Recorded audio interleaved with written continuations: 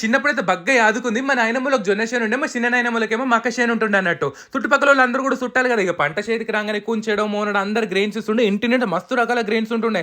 మా నాయనమ్మ మంచి కూర్చొని పొతం చేసి కడిగి ఆరబెట్టి వేయించి పొడి కొట్టేస్తే జావా, దోశ, రొట్టె అనుకుంటే కట్టెల పొయ్యి మీద మస్తు రకాలు చేస్తుండే. ఇక తర్వాత మేము ఏరవడంగా పొలాల వైపు ప్లాట్లు వచ్చినాయి. కానీ ఈ మల్టీగ్రెయిన్ టేస్ట్ అయితే మస్తు యాదకొస్తుంది. మొన్న ఇంటర్నెట్లో చూసేది అర్థమైంది. నేచర్ స్ట్రెంకోలు హెల్దీ 24 అని మళ్ళీ గసుంటిది ఒక పౌడర్ కానీ పెట్టారు అన్నట్టు. దీనిలో 24 రకాల సీడ్స్, నట్స్, గ్రెయిన్స్, పల్సెస్తో ఒక పౌడర్ అయితే వేసిర్రు. జావ వేసుకున్నాడు చాలా ఇది. నీళ్ళు మరగబెట్టి ఒక 2-3 చెంచాల దాంట్లో నీళ్ళలో కలిపి అలా పోసి ముంత ఉప్పేసి మరిగిచ్చారు అనుకో జావ రెడీ. మంచిగా దోశలలో బి వేసుకోవచ్చు. మనం దోశ పిండి రుబ్బుకుంటాం కదా, అందులో 2 స్పూన్లు 3 స్పూన్లు వేసి కలిపేసి దోశకి ఇట్లా పోసుకోరు అనుకోరి. టేస్ట్ ఉంటుంది, హెల్తీ కూడా ఉంటుంది.